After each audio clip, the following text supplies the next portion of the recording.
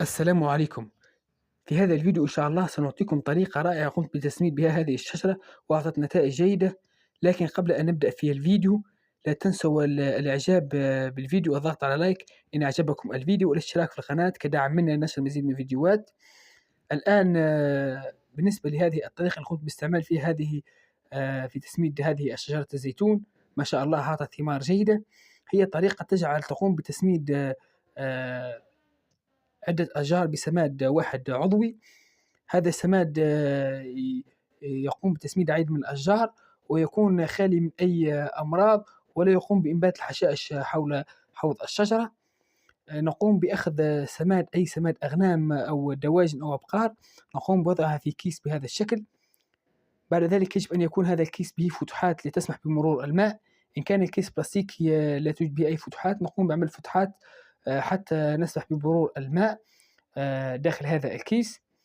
بعد ذلك نقوم بربط الكيس بشكل جيد ونقوم بوضعه في حوض الشجرة. هذه الطريقة يمكنك استعمال بها العديد من تسميد بها العديد من الأشجار.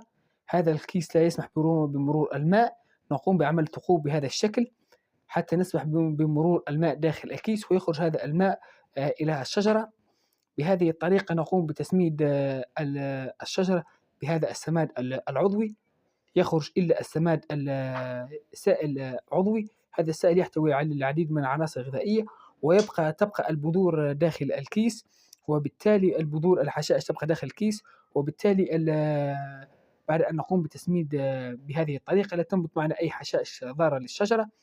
ونقوم بإعادة التسميد بهذا الكيس كلما نقوم بري الشجرة، نقوم بتسميدها بهذا الكيس كل حوالي نقوم بتسميدها 4 أو 5 مرات. بعد ذلك هذا السماد العضوي تبقى الرطوبة موجودة داخل هذا السماد العضوي، وبالتالي تختنق وتموت البذور. بعد ذلك نقوم بإخراج هذا السماد العضوي يكون متخمر ومتحلل، نقوم بتسميد به الشجرة.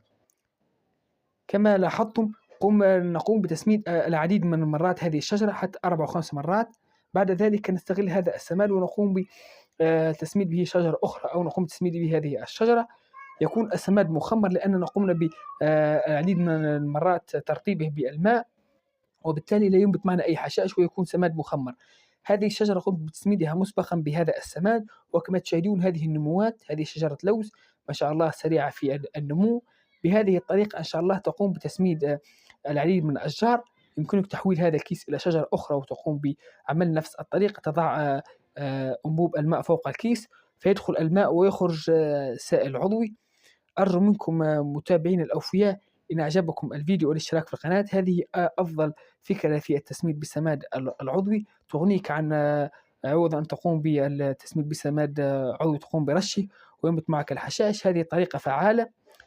لا تنسوا متابعين الأوفياء الاشتراك في القناة، والسلام عليكم ورحمة الله تعالى وبركاته.